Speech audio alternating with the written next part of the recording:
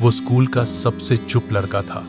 3 साल से किसी ने उसकी आवाज नहीं सुनी थी, न पढ़ाई में आगे न खेल में।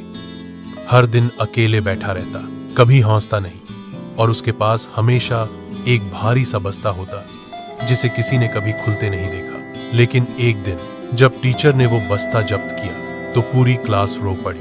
अनमोल का सन्नाटा। अनमोल 11वीं कक्षा में था। रोज सुबह समय से आता, एक ही बेंच पर बैठता, चुपचाप और अकेला, न किसी से दोस्ती न कोई बात। उसकी आंखें हमेशा थकी हुई लगती, जैसे रात भर सोया न हो। रहस्यमयी बस्ता। उसका बस्ता सबका ध्यान खींचता था। बहुत बड़ा, भारी और पुराना, एक कोने से फटा हुआ, लेकिन अनमोल उसे हमेशा कसकर पकड़े रहता। किसी ने कभी उसे बस्ता खोलते नहीं देखा, न टिफिन निकालते न किताब। 3 बच्चों की बातें, उसके बस्ते में कुछ है। अंशिका ने फुसफुसाया, पक्का, मुझे लगता है उसमें कोई खतरनाक चीज है। राहुल ने डराते हुए कहा। कुछ बच्चों ने मजाक में उसे बम वाला बस्ता कहना शुरू कर दिया। 4 टीचर की नजर। कक्षा की क्लास टीचर मिसेज भटनागर ने कई बार अनमोल से बात करने की कोशिश की, लेकिन हर बार वही चुप्पी। क्या तुम मुझसे कुछ कहना चाहते हो? अनमोल सिर्फ सर झुका लेता। 5 एक दिन की हलचल। एक दिन लंच टाइम में कुछ बच्चों ने उसका बस्ता खींचने की कोशिश की। खोलो इसे, देखो तो सही इसमें है क्या। अनमोल ने बस्ता कसकर पकड़ लिया और इतना जोर से चिल्लाया कि सब चौंक गए। नहीं, ये मत करो। 6 टीचर ने उठाया कदम। अगले दिन मिस भटनागर ने उसे स्टाफ रूम बुलाया। अनमोल, तुम्हें किसी से डरने की जरूरत नहीं है। मैं तुम्हारी मदद करना चाहती हूं। और बिना उसकी अनुमति के उन्होंने उसका बस्ता उठा लिया। जब उन्होंने बस्ता खोला, उसमें किताबें नहीं थी, बल्कि अंदर नीटली रखे गए थे एक पुराना पेंसिल बॉक्स, मां की चप्पल की एक फोटो, पापा का टूटा चश्मा, बहन की गुड़िया और एक अस्पताल की फाइल। फाइल पढ़कर मिस भटनागर की आंखें नम हो गईं। पता चला अनमोल के माता, पिता और छोटी बहन 2 साल पहले एक सड़क दुर्घटना में मारे गए थे, और अनमोल बस उस दिन से वहीं रुक गया था। बच्चों को जब पता चला तो पूरा माहौल बदल गया। जो बच्चे हंसते थे अब रो रहे थे। अंशिका ने आगे बढ़कर अनमोल का हाथ पकड़ा। हमें माफ कर दो, हमें नहीं पता था। अब अनमोल अकेला नहीं था, बच्चे उसके पास बैठने लगे। राहुल हर दिन उसे टिफिन शेयर करता और अंशिका रोज उसे एक नई कहानी सुनाती ताकि वो थोड़ा मुस्कुरा सके। स्कूल में एक ड्राइंग प्रतियोगिता हुई।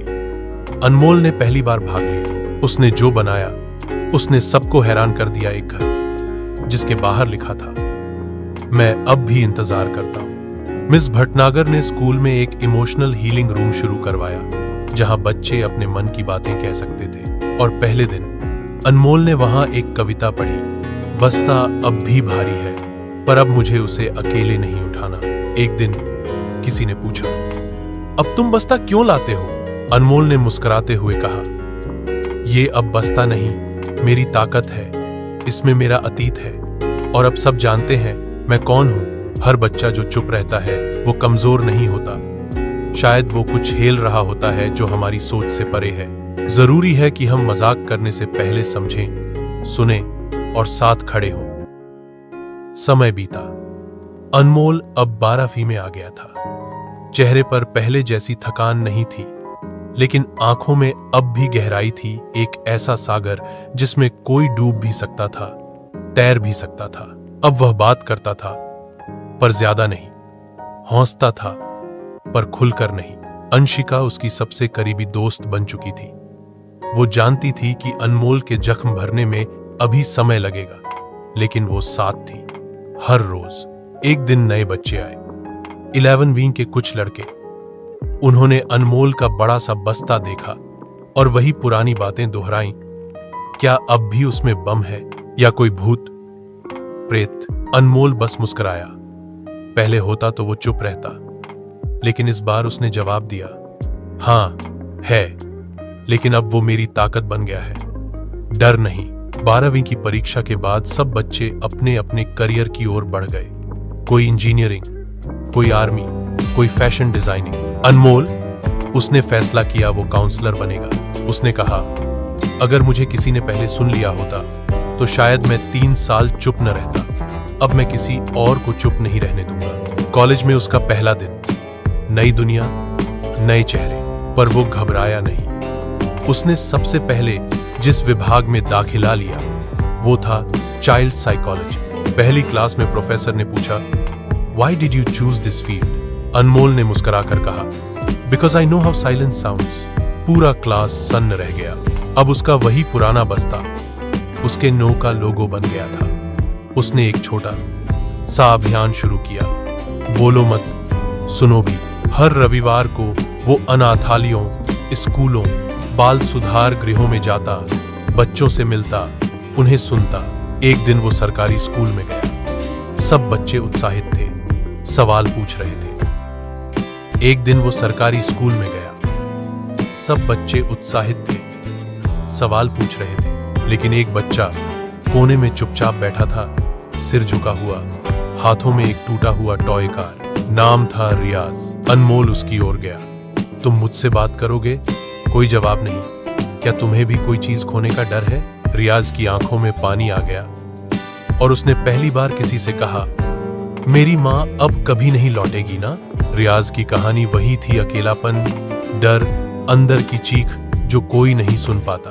अनमोल ने उसे गले लगाया। मुझे पता है दर्द कैसे काटता है, पर वो बस्ता जब खुलता है तभी इलाज शुरू होता है। अब बोलो मत, सुनो भी एक बड़ा नाम बन चुका था। देश भर में 300 से ज्यादा वॉलंटियर्स और हजारों बच्चों की जिंदगी बदली जा चुकी थी। अंशिका भी उसके साथ नगों में शामिल हो गई थी। उसने कला के जरिए बच्चों को दर्द बांटना सिखाया। जब शब्द न हो, रंग बोलते हैं, वो कहती। हर साल 5 अप्रैल को अनमोल अपने माता, पिता और बहन की याद में एक छोटा इवेंट रखता था, जहां बच्चे अपने पुराने बस्तों में से एक चीज लाते और उसकी कहानी बताते। एक बार एक बच्ची ने अपनी माँ की चूड़ियां लाई और कहा, अब ये मेरे पास है ताकि मैं कभी अकेली न रहूं। एक दिन एक बड़ी मीडिया चैनल ने उनका इंटरव्यू लिया। अनमोल, आप इतने बड़े प्रोजेक्ट के पीछे सिर्फ 20 साल की उम्र में कैसे खड़े हो पाए? उसने जवाब दिया, क्योंकि दर्द उम्र नहीं देखता और न ही प्यार। एक दिन अनमोल ने फिर से अपने बस्ते की तलाशी ली। उसे माँ की लिखी एक चिट्ठी मिली जो कभी खो गई थी। उसमें लिखा था, अगर हम ना रहें तो टूटना नहीं बेटा, लोगों से डरना नहीं, तुम्हारा दिल बड़ा है, वो दुनिया बदल सकता है। एनजीओ बहुत आगे बढ़ चुका था, लेकिन फिर एक दिन एक महिला आई, बूढ़ी, थकी हुई और डरी हुई। मैं रियाज की माँ हूँ। सभी चौंक गए, लेकिन रियाज ने कहा था, आप, मुझे किडनैप कर लिया गया था, सालों बाद भागी हूँ। किसी ने बताया, मेरा बेटा यहाँ है। रियाज अपनी माँ को देखकर रो पड़ा। कई मिनट तक कुछ नहीं बोला। फिर अनमोल की ओर मुड़कर कहा, आपने कहा था चमत्कार होते हैं।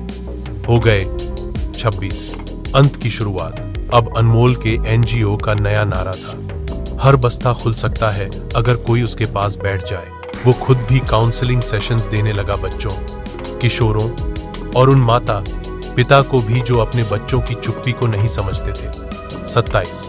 अंशिका और अनमोल। वक्त के साथ अनमोल और अंशिका की दोस्ती और गहराई में बदल गई। एनजीओ चलाते हुए दोनों ने तय किया, अब साथ ही जिंदगी का सफर भी चलाएंगे। उनकी शादी एक बेहद सादा समारोह में हुई, लेकिन हर बच्चा वहां मौजूद था जिसने कभी अपना बस्ता अनमोल के सामने खोला था। 28। आखिरी मोड़। जब अनमोल ने मंच पर कहा। एक टेडेक्स टॉक में अनमोल ने एक वाक्य कहा जो इंटरनेट पर वायरल हो गया, अगर किसी ने मेरे उस बस्ते को 3 साल पहले खोल लिया होता तो शायद आज मैं यहाँ न होता, पर अब मैं हर बस्ता खोलने का सपना देखता हूँ ताकि कोई और 3 साल चुप न रहे। अंतिम संदेश। हर इंसान एक बस्ता लेकर चलता है, उसमें जरूरी चीजें नहीं बल्कि जरूरी भावनाएं होती हैं। कभी कभी वो इतना भारी होता है कि उसे अकेले उठाना मुश्किल हो जाता है। बस जरूरत होती है एक इंसान की जो पास बैठे, सुने और कहे, मैं हूं, खोल लो, ये बस्ता अब अकेला नहीं है। दोस्तों, ये सिर्फ एक बस्ते की कहानी नहीं थी, ये हर उस बच्चे की कहानी थी जो बाहर से तो मुस्कुराता है पर अंदर कुछ बोझ छुपाए बैठा होता है। अगर आपके आसपास भी कोई ऐसा बच्चा है तो सिर्फ एक बात याद रखना, कभी कभी एक छोटा सा तुम ठीक हो किसी की जिंदगी बदल सकता है।